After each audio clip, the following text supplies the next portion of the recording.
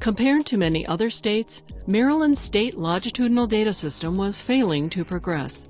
When Governor Martin O'Malley took office in 2007, the state still met only 3 of the Data Quality Campaign's 10 essential elements of a longitudinal data system.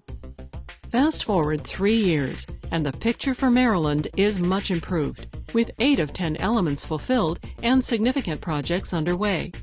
For his leadership in uniting state policy leaders behind this important goal, Governor O'Malley is DQC's State Policymaker of the Year. I think anybody who meets Governor O'Malley for the first time will be struck immediately by his interest in data and data-driven decision-making, but also data to identify the problems that we're trying to address in state government, to evaluate the solutions, and to measure our progress. Before I was elected mayor of Baltimore, I noticed how the city of New York, and in particular the New York Police Department, was using data and GIS to map where the crimes were happening and then to deploy where those opportunities for life-saving were on their map. And I carried that same concept into all of city government, and we called it CityStat in the city of Baltimore. Frankly, I don't know how anyone manages any big system unless you have a system at the center of it that's measuring performance. It's telling you whether you're doing any better this 2 weeks than you were the prior 2 weeks. He heard about the data quality campaign and found out that Maryland was near the bottom in responding to the benchmarks of the data quality campaign. He couldn't accept this. I mean, he's so data-driven, and this is not the way he wanted Maryland to operate. I think the big shift for us came when we realized this was something that all of us needed. This was not something that the superintendent of schools was responsible to implement. This wasn't something that just would be nice for our chancellor to be able to have for our university system. This wasn't something that the governor only wanted. This was something that all of us needed to do together.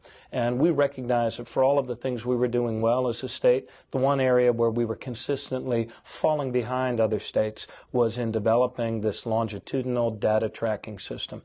This would have been invisible to anybody else, but he figured it out immediately, and he didn't hesitate to make the commitment of dollars. And more important than the dollars was he authorized the Chancellor, Britt Kerwin, and I to identify and put in a room together all the key policymakers and the technical people at the same time to hammer out what was this thing going to look like so that we would have the targeted results that we were seeking to achieve. To create a system that would truly change the way the state uses education data, the governor knew he would need significant backing from both education leaders and legislators for the education bill he planned to introduce.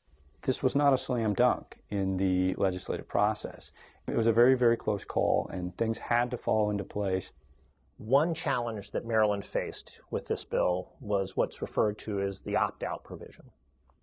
The idea here was, and this was directly from some of the privacy advocates who were concerned about the bill, was the idea that you should be able to indicate whether or not you wanted your data included in the longitudinal data system. On the Senate side, the privacy advocates, the ACLU and other groups got behind some of the senators, and before you know it, they came out with this opt-out. The privacy advocates that were speaking up a lot in our committee finally realized that in the House side we were comfortable with the bill as it was and that there were enough protections. Among other provisions to protect privacy, the final law brought into being a governing board of the state's most senior education policy leaders. It requires that this group present to the governor and legislature a privacy and security plan before the data system is permitted to launch. The Maryland Longitudinal Data System Governing Board is made up of the education leaders, secretaries, chancellor, superintendents, principals, teachers, parents, who came together to form a coherent strategy for both how we're going to execute this longitudinal data system as a technological project, as a policy project, and as a project that's going to take us forward in a much broader sort of vision-focused way rather than simply a technology-focused way. I think we're going to find out that this governing board for the longitudinal data system is going to be a really crucial component of the success of our system. And I say that because, you know, it would be possible to create a longitudinal data system and then bury it somewhere, and, you know, who would know about it, and would policy makers really be able to effectively and regularly tap into this data source? Well, in Maryland, we believe that there's nothing more important that we do by way of investments in the future than the investments we make in education. And being able to better measure the progress that our kids are making is critically important for expanding opportunity and improving job options in the future. The reason that it takes executive leadership is this. The people left to their own devices will always prefer to work within their own silos, where they can control all the inputs, where they can control the architecture, where they can control the flow of data. It takes an executive not to break down the technological barriers.